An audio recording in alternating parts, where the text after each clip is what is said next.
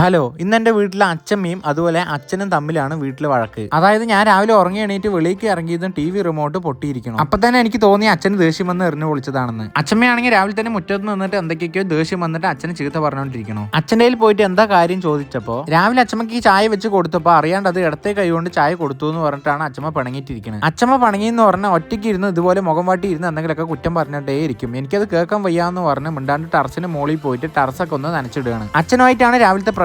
അതുകൊണ്ട് അച്ഛന് ദേഷ്യം വന്ന അച്ഛനൊന്നും പറയില്ല, പകരം ചെയറും റിമോട്ടൊക്കെ എറിഞ്ഞ് പൊളിക്കും അച്ഛൻ BP കയറിയ. ഞാനിപ്പോ നനച്ച ശേഷം പല്ല് തേക്കുന്ന ബ്രഷ് കൊടുത്തിട്ട് ഇപ്പൊ പല്ല് തേച്ച് നടക്കുകയാണ് കാട്ടുകൂടെ. ഓരോ വീട്ടില് വലിയ വലിയ സ്വത്ത് തർക്കം, കോടതി കേസ് എന്ന് പറഞ്ഞ് പോകുന്ന സമയത്ത് എന്റെ വീട്ടിൽ ചായ, സാമ്പാർ, സീരിയൽ ഇങ്ങനെയൊക്കെ പറഞ്ഞിട്ടാണ് വീട്ടിലടി. ഞാൻ പല്ല് തേച്ച് കഴിയുമ്പോഴേക്കും അച്ഛമ്മന്റെ കോഴി അച്ഛമ്മയ്ക്ക് എന്തോ പ്രശ്നം ഉണ്ട് എന്നുകൊണ്ട് വേഗം അച്ഛമ്മന്റെ അടുത്തേക്ക് ഓടി വരികയാണ്. അച്ഛമ്മന്റെ മുഖം മാറി അത് കോഴിക്ക് അറിയും. ശേഷം ഇപ്പോൾ വീട് പണിക്ക് മൂടി വെച്ച സിമന്റ് ചാക്കിന്റെ മുകളിൽ കൂടെ കയറി പയ്യെ അച്ഛമ്മന്റെ മടിയിലേക്ക് കോഴി പോവുകയാണ്. കോഴി എന്തോ കാര്യമായിട്ട് ആലോചിച്ച ശേഷമാണ് അച്ഛമ്മന്റെ മടിയിൽ പോയി ഇരിക്കുന്നത്. ഇനി അച്ഛനെ കൊത്താനായിരിക്കും ഇനി പ്ലാൻ. എന്തായാലും വിക്രമാദിത്യന് വേതാളം പോലെ എന്റെ അച്ഛമ്മയ്ക്ക് ഈ കോഴിയാണ് ഉള്ളത്. പിന്നെ ഞാനിപ്പോ വീട്ടിലിരുന്ന അച്ഛമ്മന്റെ ഓരോ വാക്കുകൾ കേട്ട് പ്രാന്താവെന്ന് പറഞ്ഞ് കാമുകിനെയും വിളിച്ച് അവളിനെ കൊണ്ട് പെട്രോളും അടുപ്പിച്ചപ്പോൾ ചായ കുടിക്കാൻ വന്നിരിക്കുകയാണ്. അങ്ങനെ സ്ഥിരം ചായക്കടയിൽ വന്ന് രണ്ടുപേരും ഇഡ്ഡലി കഴിച്ചുകൊണ്ടിരിക്കുകയാണ്. അത് കഴിഞ്ഞ് ഒരു ചായയും വാങ്ങിച്ച് ഞാൻ എന്റെ ഓരോ വിഷമങ്ങൾ പറഞ്ഞ് സംസാരിച്ച് നടക്കുന്ന സമയത്ത് ഈ നായി വരെ സഹതാപത്തോടെയാണ് എന്നെ നോക്കുന്നത്. അങ്ങനെ അവിടെ നിന്ന് വണ്ടി എടുത്തിറങ്ങി വേറെ ചായക്കടയിൽ പോയി ചായ വാങ്ങിച്ചിരുന്ന് വീട് പണി കഴിഞ്ഞ് കല്യാണത്തിന്റെ കാര്യങ്ങളൊക്കെ ഓരോന്ന് പ്ലാൻ ചെയ്ത് സംസാരിച്ചിരിക്കുകയാണ്. അത് കഴിഞ്ഞപ്പോൾ കാമുകിനെ കൊണ്ടാക്കി നാട്ടിലെ സുഹൃത്തുക്കളോടൊപ്പം സംസാരിച്ചിരിക്കുകയാണ്. ഇപ്പോൾ അങ്ങനെ ഇരിക്കുന്ന സമയത്ത് കൂട്ടുകാരൻ്റെ വീട്ടിൽ പുട്ടും പഴമാണെന്ന് പറഞ്ഞു. അതുകൊണ്ട് നേരെ ഒന്നും നോക്കാണ്ട് കൂട്ടുകാരൻ്റെ വീട്ടിൽ പോയി പുട്ടും പഴവും കഴിച്ച് അവിടെ ഇരിക്കുകയാണ്.